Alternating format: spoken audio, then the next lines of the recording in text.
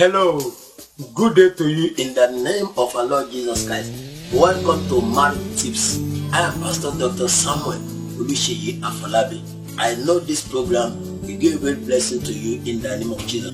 Father, I pray that will touch my tongue and you send forth your word to be a great blessing to people out there in the name of Jesus. Let this message bless every couple and every home that will be listening. Thank you, Father. For in Jesus' name we pray. Amen.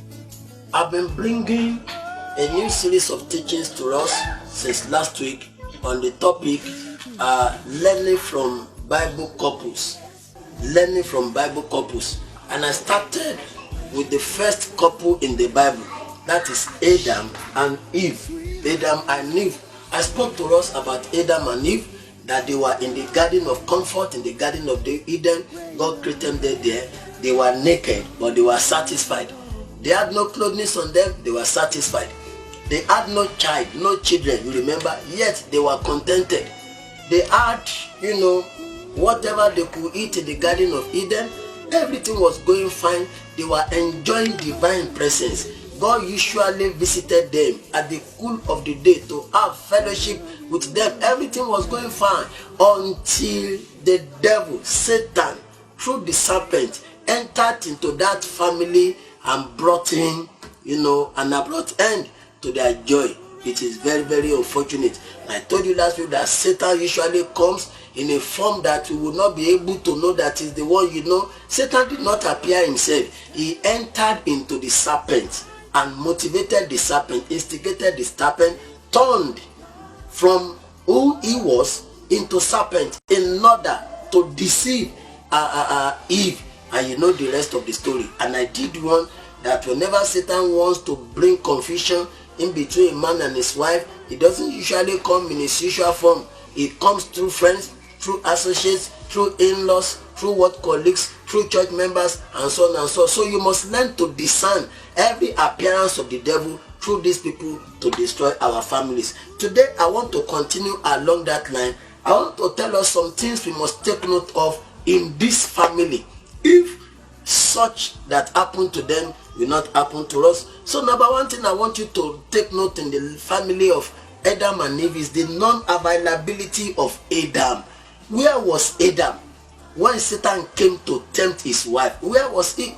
We are not blaming Mr. Adam. We are not heaping blames and accusations upon him, but definitely we know that he was not there. He was not there.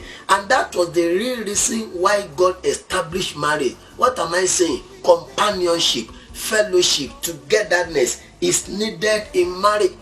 I believe that if Adam had been present, Satan or the serpent wouldn't have been able to do what he did. He wouldn't have been able to deceive the man, and that was the weakness. And that was what serpent or Satan himself studied. He was waiting for a time the man would not be available. Why did he not come when Adam was available? So he knew that the loneliness of the woman will always bring her down. He knew that the loneliness of the woman will always be an entry point for him to be able to enter. Hallelujah to Jesus. So what am I saying today? Please, fellowship, togetherness, together with your spouse is very, very important. Always make sure you are available for your spouse. Take time to be together. Talk together, share feelings together, share your burdens together, share your sorrows together, share your joy together. Go out together, come out together, enjoy going out to places together. I've seen couples who don't enjoy togetherness, who don't enjoy companionship, and it usually brings trouble into their marriage. I see some couples, they will wake up very early in the morning, go to work, come back late at night. There is little or no time left for having rapport, for romance, for intimacy, don't live your life like that. You may go to work from Monday to Friday, but let weekends be a time you come together and you talk, you discuss, you share your intimate feelings, you share your fears, you share your anxiety. It is very, very important. Women need companionship. Men also need companionship, and get to know it. Where there is absence of companionship, there is every tendency for your spouse to want to cleave to somebody else outside the home. There is every tendency for your husband to want to cleave to somebody else. And where there is absence of companionship, third party usually finds it easy to come in. That is what happened to Adam and Eve. Because the man was not around, it was easy for a third party to enter and to destroy their joy. Such will not happen in your own family in the name of the Lord Jesus Christ. Number 2 lesson to learn from this family is disregarding divine order about the headship of the home. Disregarding divine order about the headship of the home. What do I mean? You know, man is the head of the home. In Ephesians chapter 5 verse 25, the Bible makes us to understand that man is the head of the woman and that women should submit to their husbands. Eve was not the head of this home. I don't think she should have been the one to have answered the devil when the devil came. She shouldn't have been the one to answer Satan. And that is the reason why calamity came, why problem came. I want to enjoin our women. I'm not anti-women, and I'm not pushing for women slavery. I'm not saying that women should be made to be slaves or servants. That's not what I'm saying. But I want to tell you, you should learn to give credence to your husband as the authority at home, as the head at home. Don't allow your beauty to enter into your head. Don't allow your education to make you proud. Don't allow your money or position or whatever you have to make you proud. You should always learn to give headship, the position of the head, to your husband, especially when it comes to deciding important issues. I'm not saying that women should not have a voice in what their husband says. In fact, if I come up with another teaching about male dominion in ways and manners that are not too good, you think I am a woman.